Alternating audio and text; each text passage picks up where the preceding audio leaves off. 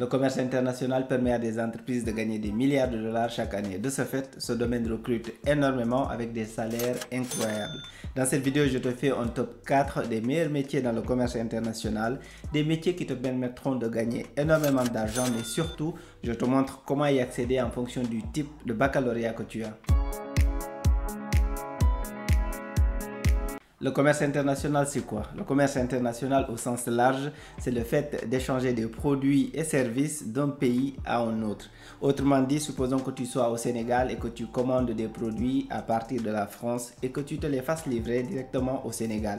Il peut également s'agir de ta production d'arachide du Sénégal que tu exportes vers la Côte d'Ivoire. Dans ces deux exemples, plusieurs métiers du commerce international interviennent pour permettre ces échanges. Contrairement à ce que beaucoup pensent, le commerce international n'est pas un seul métier, c'est un ensemble de métiers, c'est un domaine dans lequel tu peux te spécialiser en fonction de tes aspirations futures. Dans ce top 4, le premier est celui de commercial import-export. Les principales activités du commercial import-export sont la communication, la mise en place des stratégies d'achat et de vente, ainsi que la négociation avec les principaux fournisseurs.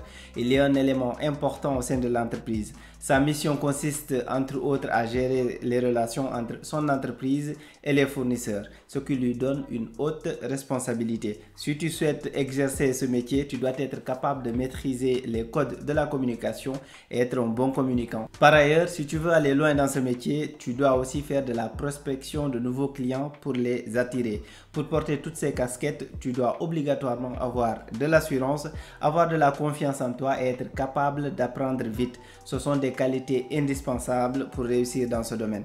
En termes de salaire, le commercial import-export gagne en moyenne 30 000 € par an pour les débutants et jusqu'à 50 000 € par an pour les plus expérimentés. Quand je parle de plus expérimentés, c'est en moyenne 5 ans d'expérience. Bien sûr, si tu as 10 années d'expérience, tu peux gagner plus de 50 000 €. Parmi les métiers du commerce international, tu as également celui de chef des ventes. Le chef des ventes est sous la responsabilité du directeur commercial. Concrètement, son rôle consiste à définir avec le directeur commercial une stratégie de vente pour augmenter le chiffre d'affaires de l'entreprise. C'est lui qui applique la politique commerciale de l'entreprise directement sur le terrain. Il faut savoir qu'il a un secteur géographique qui lui est assigné. Il s'assure donc de la bonne suivi de la stratégie et de l'atteinte des objectifs de l'entreprise par rapport à sa zone. En d'autres termes, tu vas avoir un chef des ventes qui s'occupe d'une région en question. Par exemple, en France, tu auras un chef des ventes chargé de la région parisienne. Et si tu es au Sénégal, tu peux avoir un chef des ventes qui est chargé de la zone sud, tout ce qui est Casamance, par exemple, juste en termes d'exemple. Bien évidemment, il n'est pas le seul à faire tout ce travail, il manage une équipe pour l'aider. Pour ce qui est des salaires, un chef des ventes a une rémunération intéressante. Il a une part fixe et une part variable en fonction de son chiffre d'affaires. Il gagne en moyenne 40 000 € par an de salaire fixe plus 30 000, ce qui lui fait environ 70 000 € annuels en termes de salaire. Bien évidemment, ce n'est pas des salaires pour tout le monde, à peu près c'est la moyenne un petit peu, mais en gros en fonction des responsabilités, en fonction des résultats que tu fais, en fonction du chiffre d'affaires que tu apportes à l'entreprise, en moyenne, c'est ce que tu vas gagner, une part fixe et une part variable qui dépend fortement des résultats de l'apport que tu as en termes de chiffre d'affaires pour l'entreprise. Donc c'est un métier où ça te demande d'être performant tout le temps si tu veux avoir un salaire élevé. Le troisième métier de ce top 4 est celui de logisticien. Son rôle principal, c'est d'organiser les flux de marchandises de la structure pour laquelle il officie en respectant les délais impartis et en minimisant les coûts. C'est très important. C'est lui le garant de l'application de la réglementation en vigueur, que ce soit douane, les réglementations en termes d'export, import, en termes de sécurité, etc.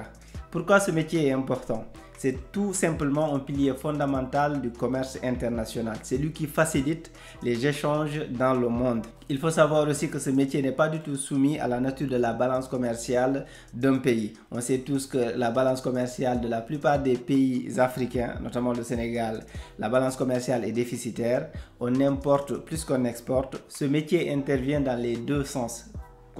On importe ou qu'on exporte, on a besoin de logisticiens. C'est pourquoi tu n'as pas besoin d'analyser la balance commerciale de ton pays pour te poser la question à savoir si tu dois te former pour devenir logisticien. Peu importe l'état dans lequel se trouve ton pays sur le plan économique, ils ont besoin de logisticiens pour importer et pour exporter de la marchandise. Dans certaines entreprises, tu entendras parler de responsables logistiques approvisionnement, de responsables supply chain, de techniciens logistiques. Il s'agit du logisticien dont le nom peut évoluer en fonction du niveau de responsabilité. En termes de salaire, là aussi, tu ne seras pas déçu. En moyenne, un logisticien débutant gagne environ 30 000 € par an, jusqu'à 45 000 € avec en moyenne 5 ans d'expérience. Le quatrième et dernier métier de cette liste, de ce top 4, il s'agit de celui d'acheteur. L'acheteur international prospecte les fournisseurs d'un continent à l'autre. En gros, il compare et démarche les nouveaux fournisseurs pour assurer à l'entreprise un bon rapport qualité-prix. C'est quelqu'un qui doit savoir négocier, mais aussi il doit maîtriser plusieurs langues, notamment l'anglais en priorité. Il doit aussi maîtriser les bases du transport international, les problèmes d'assurance, la réglementation douanière, etc.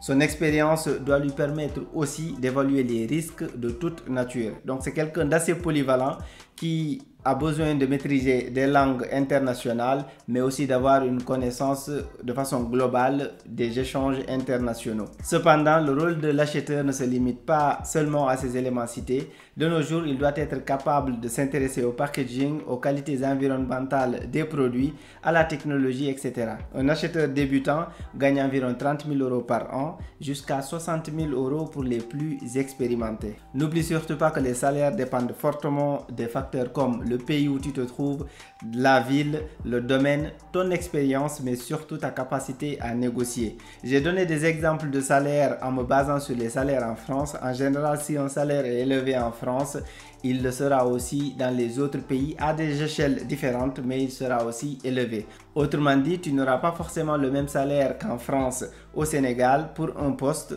mais en fonction de celui-ci, tu auras un repère pour négocier ton salaire au Sénégal. Tu pourras te baser dessus pour analyser le niveau de vie sur le plan local. Les niveaux de vie sont différents. La France a un niveau de vie un peu plus élevé que celui du Sénégal.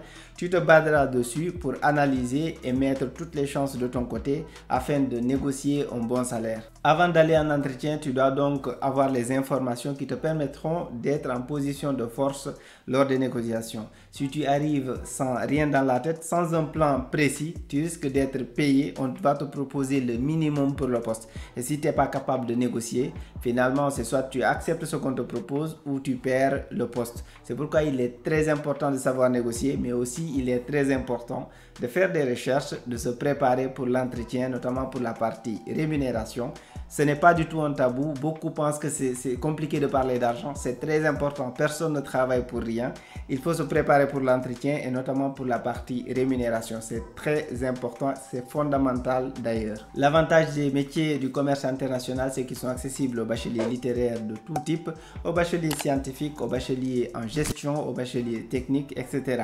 Après ton baccalauréat, tu peux opter pour une licence en commerce international avant de te spécialiser dans un des domaines évoqués précédemment. Pour rappel, cette liste n'est pas du tout exhaustive. J'ai fait un top 4 des métiers qui me semblent les plus pertinents. Si tu as d'autres idées en tête, des idées de métiers en commerce international, n'hésite pas à les mettre en commentaire, on pourra en débattre. Par rapport à l'orientation, tu peux aussi opter pour une licence en management commercial ou licence en commerce, vente et négociation, qui te permettront par la suite de te spécialiser dans un des métiers cités.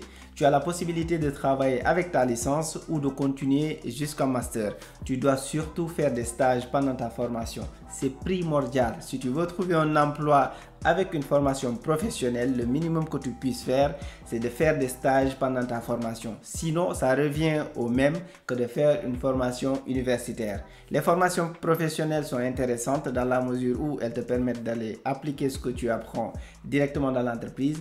Mais si tu ne fais pas de stage, tu vas arriver, tu seras comme quelqu'un qui sort d'un diplôme théorique à l'université. Ça ne te sera pas du tout utile. Il y aura une petite différence entre vous deux, mais vous serez au même niveau. Si tu n'as pas d'expérience, c'est compliqué. Il faut tout faire pour avoir de l'expérience et cela, ça passe par des stages. Même si c'est des stages qui ne sont pas rémunérés, accepte au début de faire des stages qui ne sont pas rémunérés. Si tu fais un stage de 3 mois non rémunéré, puis un autre de 2-3 mois non rémunéré, le prochain que tu vas trouver, peut-être qu'ils vont te donner ne serait-ce que le transport. Il faut faire ce sacrifice-là au début quand c'est compliqué de trouver un stage.